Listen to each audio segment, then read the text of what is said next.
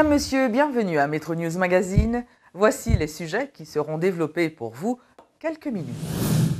Le Conseil électoral provisoire a réuni pour un déjeuner de travail une trentaine de candidats à la présidence ce vendredi à l'hôtel El Rancho. Un consensus a été trouvé entre les différents participants. La campagne électorale est lancée sur fond de désaccord. Si certains candidats sont prêts pour la course à la présidentielle, d'autres, en revanche, ne le sont pas ou encore refusent de participer aux élections prévues pour le 25 octobre prochain. L'opposition se renforce, le CEP suscite toujours de vives réactions des partis et des regroupements politiques. Les manifestations à travers les rues pour demander l'annulation des joutes et le départ du CEP continuent, un avis que ne partagent pas toutes les représentations politiques. Coup de théâtre dans le secteur protestant. Après la nomination de Clarence Renoy la semaine dernière, la communauté chrétienne a choisi mercredi le pasteur Jean Chavanjeune comme candidat unique devant les représenter aux élections.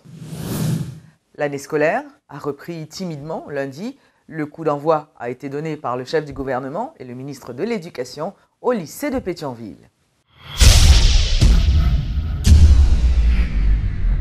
Et l'on commence avec le Conseil électoral provisoire qui, dans la perspective des élections présidentielles des 25 octobre et 27 décembre, a invité les partis et groupements politiques à un déjeuner de travail avec les candidats vendredi à l'hôtel El Rancho.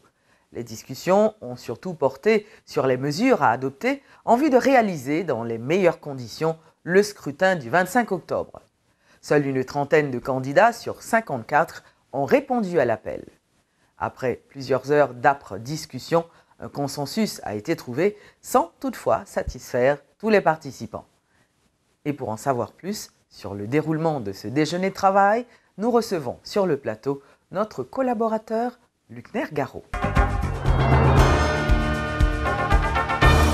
Bonjour Luckner.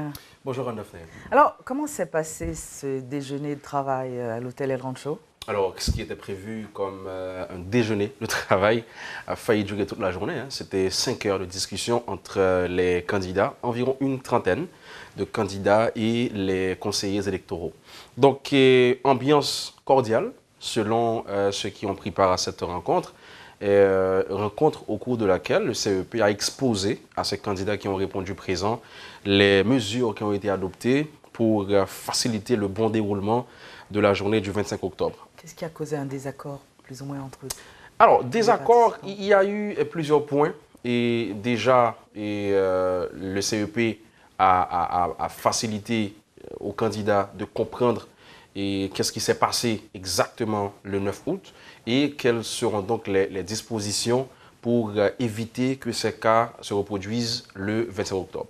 Par contre, il y avait 2 points cruciaux et sur lesquels il fallait trouver un consensus. C'est d'abord la question des mandataires. 54 candidats à la présidence, il faudrait au moins 54 mandataires dans un bureau de vote le 25 octobre. Donc, connaissant la situation ici en Haïti pour les bureaux de vote, on se dit que c'est impossible d'avoir 54 mandataires dans un bureau de vote. Donc, le CEP voulait trouver la meilleure formule et avec les candidats, le CEP a proposé la formule tirage au sort pour la journée du 25. Il n'y a pas eu de consensus sur ce point. Par contre, il y a un candidat qui a proposé de travailler sur une formule pour ensuite la proposer au CEP. Ah ben, ils ont trouvé consensus autour de ce point. Le candidat à la présidence va travailler sur cette question et ensuite va soumettre sa proposition au CEP.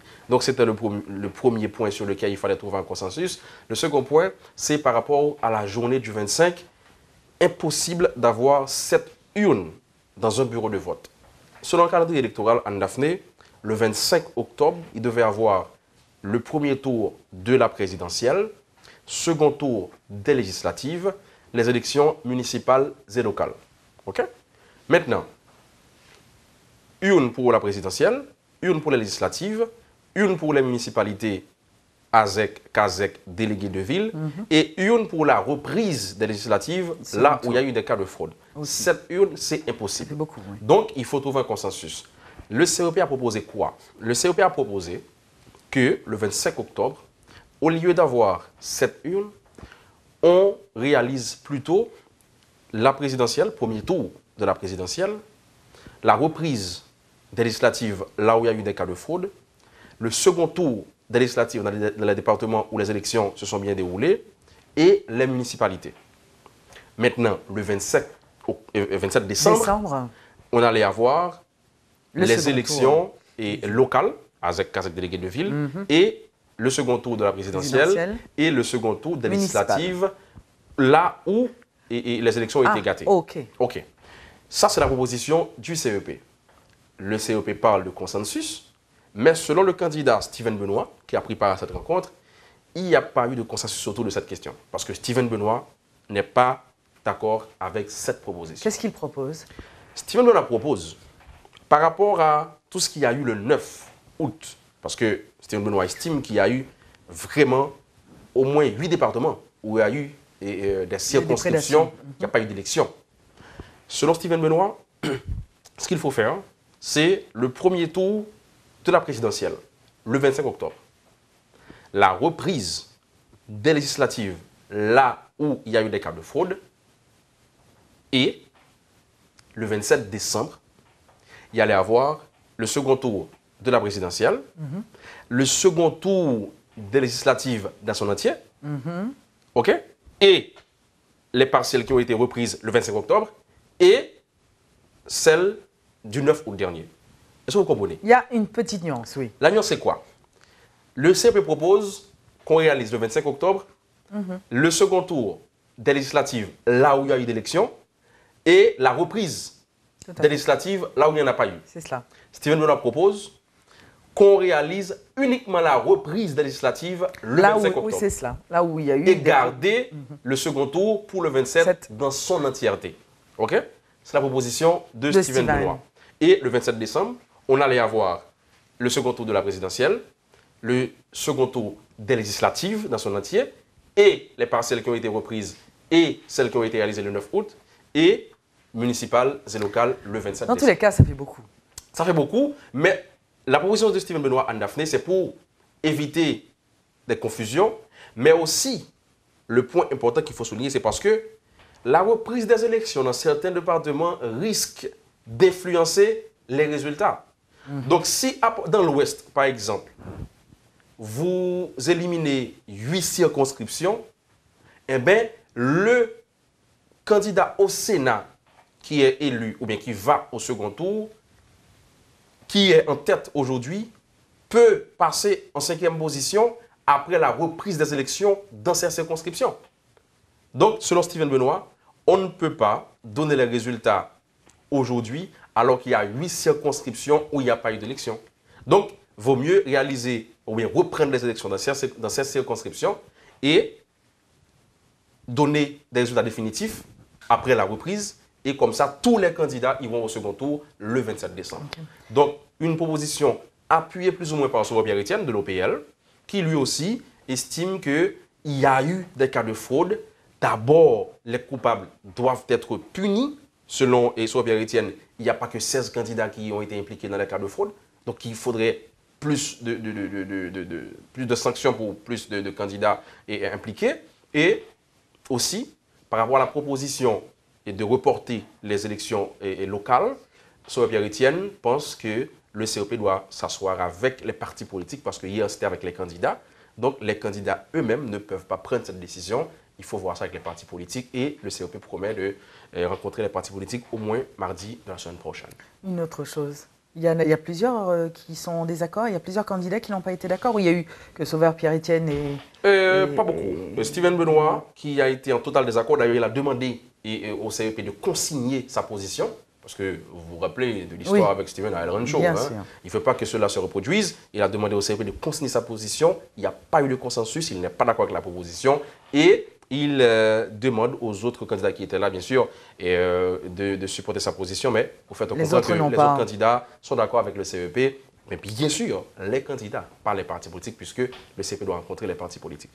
Merci, Luc Ner. C'est toujours un plaisir d'être avec vous, Anne Daphné.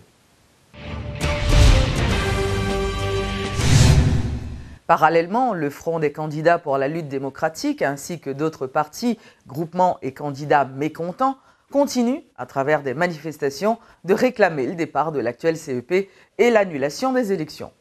Plusieurs candidats aux législatives et aux présidentielles se sont mis ensemble pour signer une pétition menaçant de bouder les élections du 25 octobre si le CEP n'annule pas ce qu'ils appellent la mascarade du 9 août.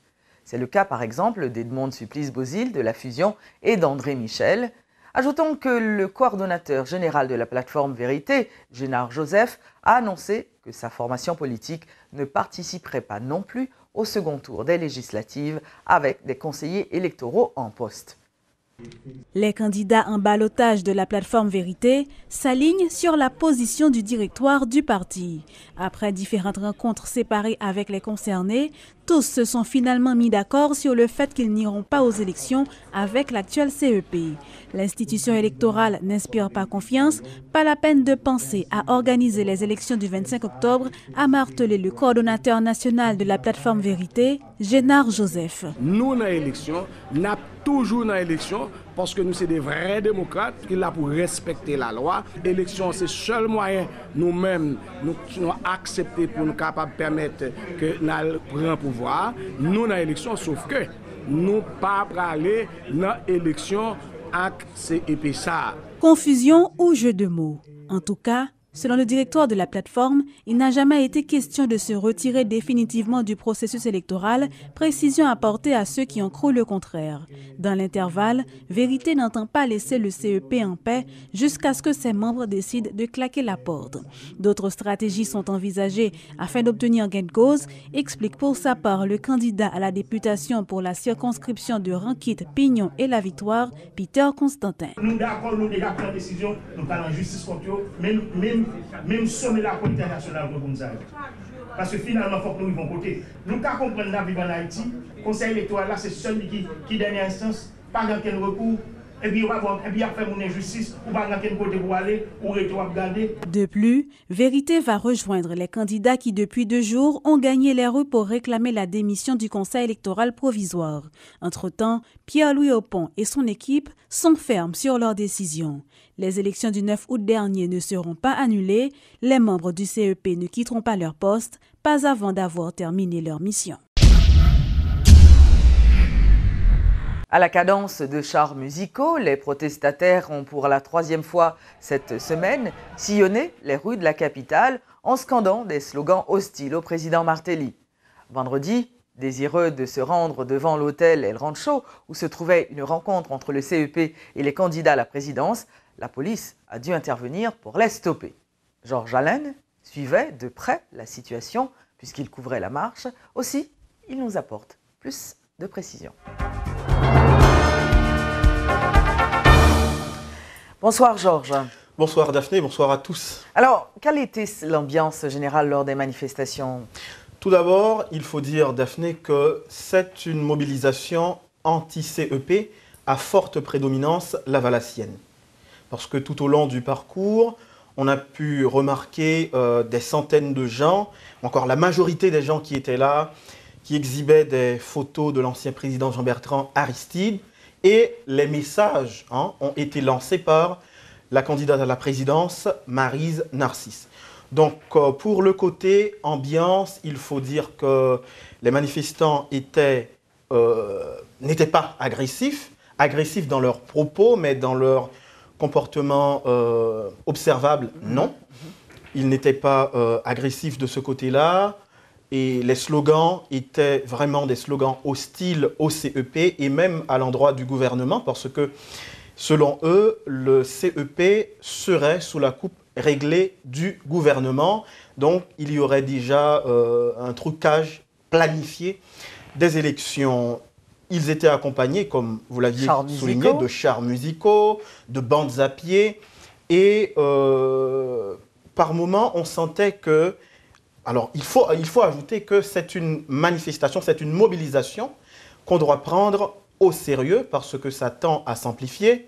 Les 2 premières journées, il y avait une foule assez importante, mais pour la journée du vendredi, la foule était beaucoup plus nombreuse, oui.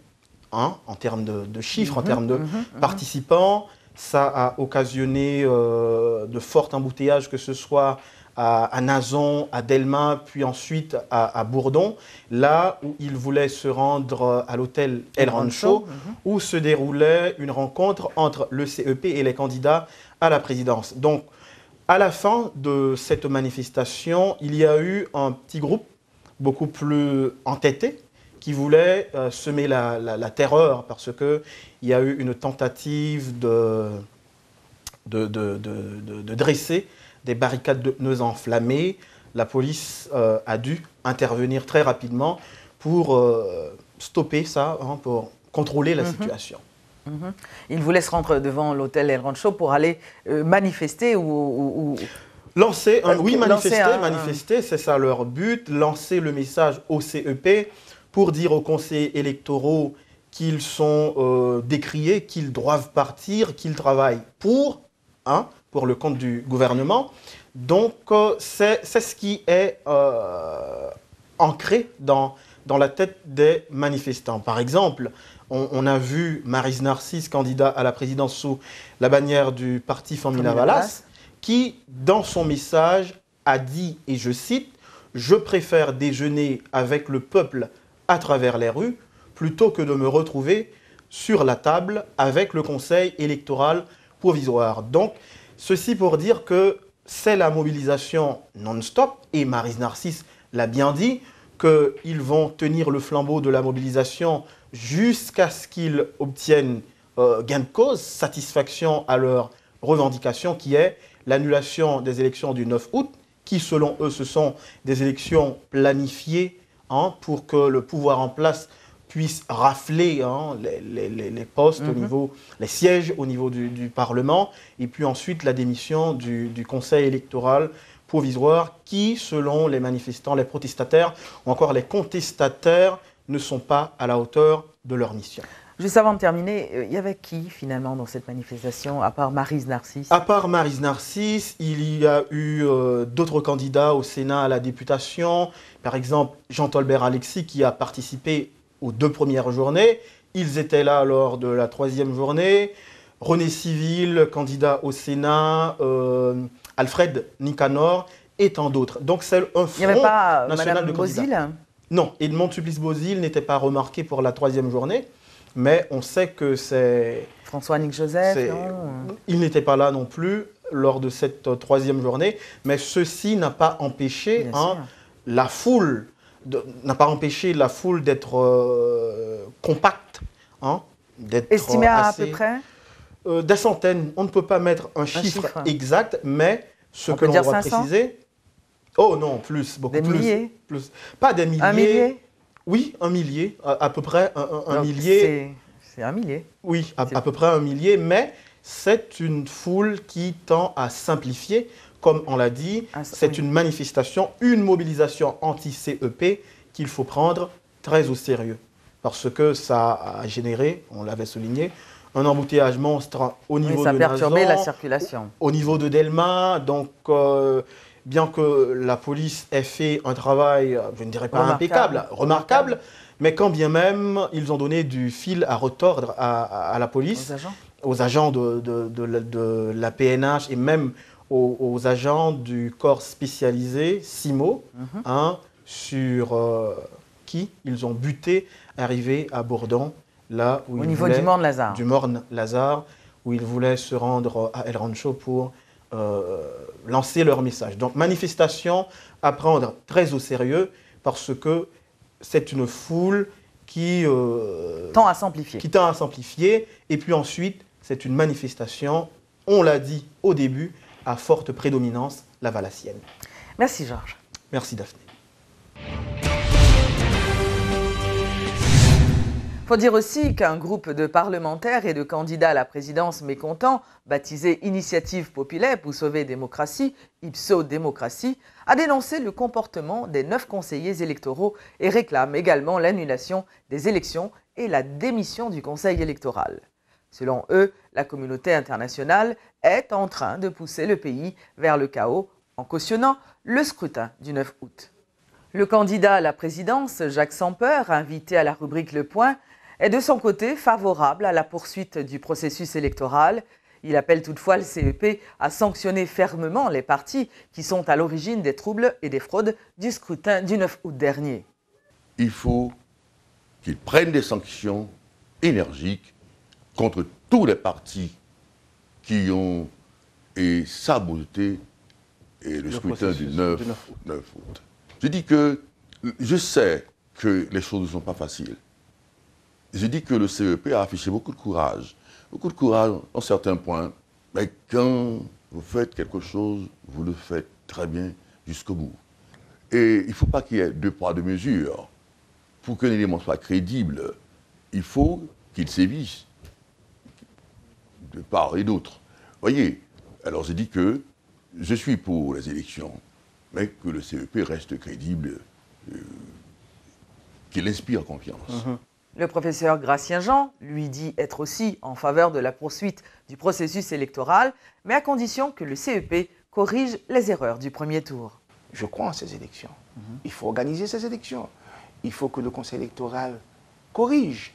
Il faut que les compétiteurs électoraux, les partis politiques aussi, d'autres institutions aident le Conseil électoral à organiser ces élections.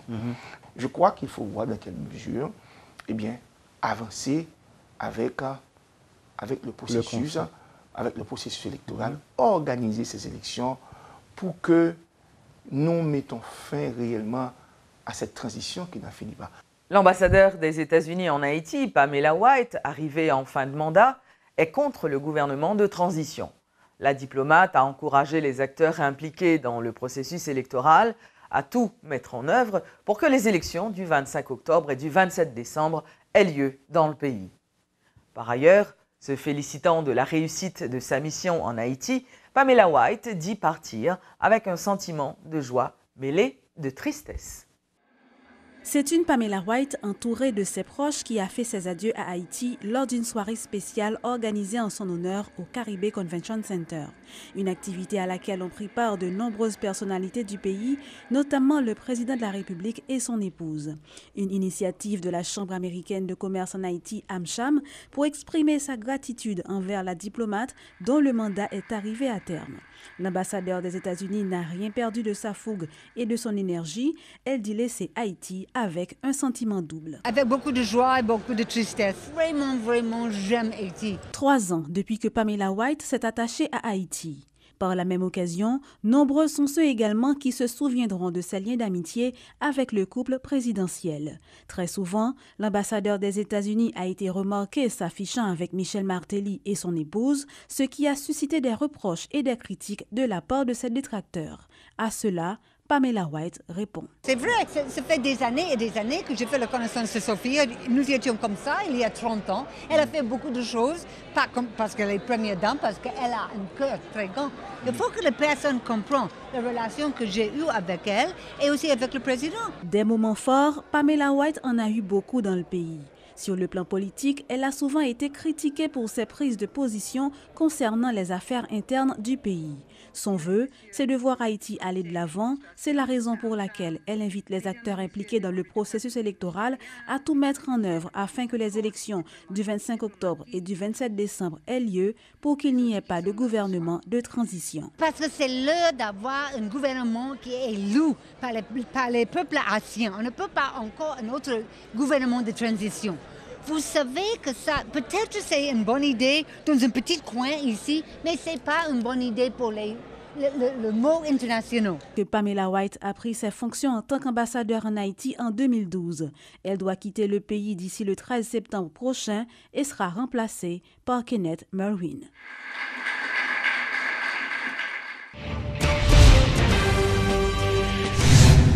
Lors d'une rencontre avec la presse pour la deuxième phase du processus électoral, à savoir le lancement de la campagne pour les présidentielles, Pierre-Louis Oppon a écarté toute possibilité d'abandonner son poste, sa mission étant la réalisation des élections.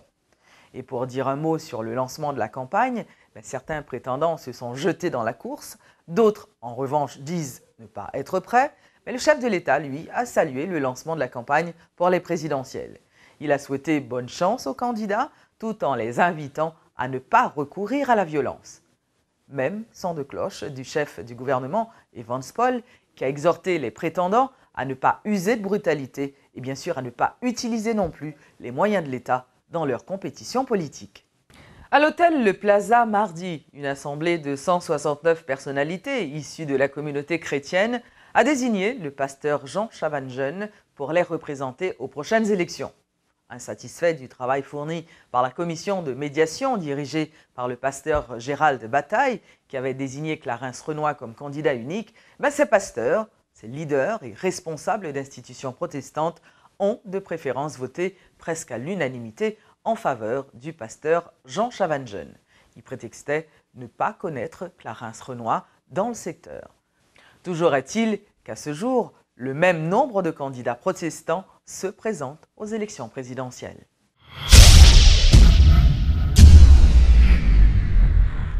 Parlons à présent de la rentrée des classes.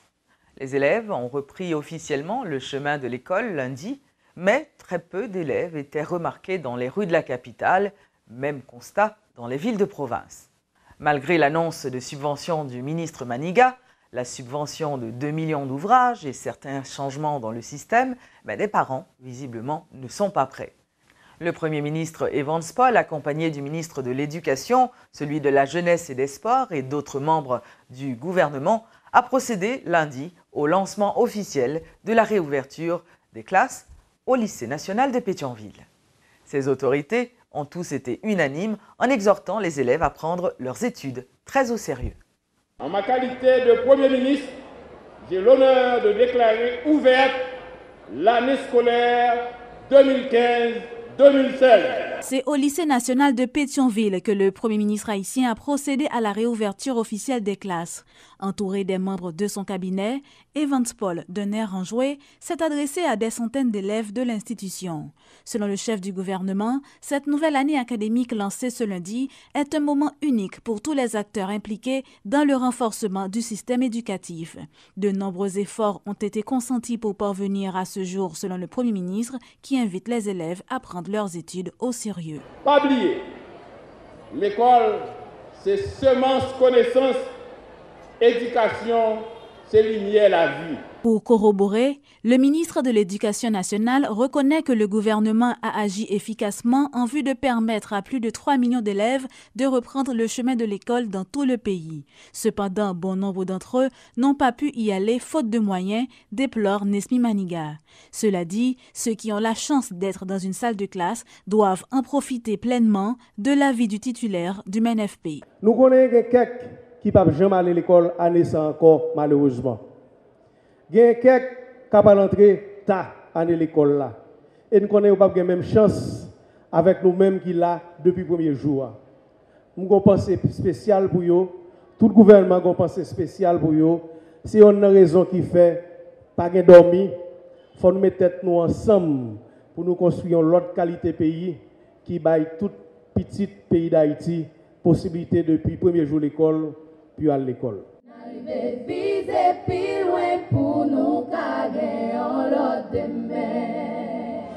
Une nouvelle année scolaire placée sous le signe de la solidarité et la fraternité. C'était aussi l'occasion pour les autorités présentes d'en profiter pour lancer une campagne d'éducation civique autour du thème « Nous toutes semblés ».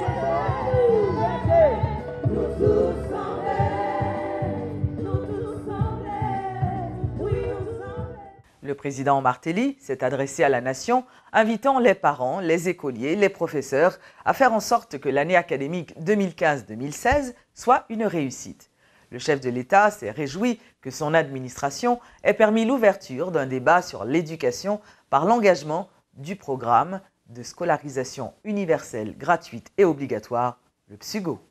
M'attends pour chaque jour nous venons à l'école, pour nous chita dans la classe. Pour nous apprendre, sa professeur a montré nous. Moi, pas voulu bout de jour dans l'école, non mais aucun professeur de l'école dans le pays d'Haïti, Tomanou. Chaque petit monde fait pour joindre 900 aides dans l'école dans fondamental. 1140 aides dans l'école dans secondaire. Moi, profite de l'occasion ça pour moi annoncer qu'il y a au moins 3000 nouveaux professeurs qui pourra le toucher dans le budget 2015-2016 là. Mais Timoun, ça m'a demandé qui vous faites dans toute l'école. Faut que nous apprenions à lire, apprendre li bien, faut que nous connaissions li. Faut que nous remen li. Moi souhaite tout directeur l'école, tout professeur, tout élève une bonne année académique 2015-2016 pour Haïti. Pays ancêtres nous yo ka vinn plus riche, plus équilibré, plus fort. Vive la jeunesse pays d'Haïti. Vive Haïti. Bonne année scolaire. De nouvelles nominations ont été effectuées au sein de l'administration publique. En effet, suite à la vacance occasionnée par la démission de certains membres du gouvernement, Zéphirin Ardouin a été nommé ministre de l'Intérieur et des collectivités territoriales. Ariel Henry a été nommé ministre des Affaires sociales et du Travail. Gabriel Hyacinthe a été nommé ministre à la condition féminine et aux droits des femmes. Et puis, Jean Wilberson Timothée a été nommé secrétaire d'État à l'alphabétisation. Les 4 personnalités ont intégré vendredi le gouvernement. Le Premier ministre Evans Paul, lors de son discours, les a invités à travailler pour le bien-être de la population. Hier comme aujourd'hui, je suis persuadé que le pays doit être dirigé par ses fils et ses filles les plus dévoués et les plus méritants, peu importe le parti politique où ils ou elles appartiennent.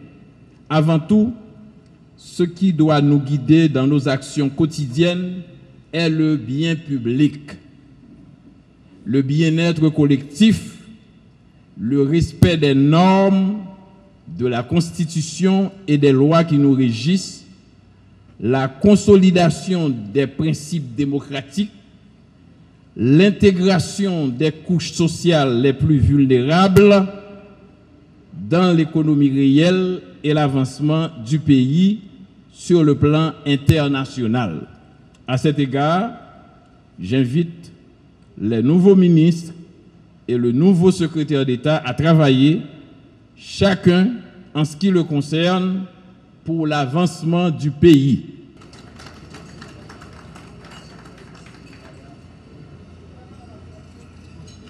Nous voici arrivés au terme de Metro News Magazine. Merci de votre fidélité. Nous vous invitons à rester branchés sur la chaîne 52 pour la suite de la programmation.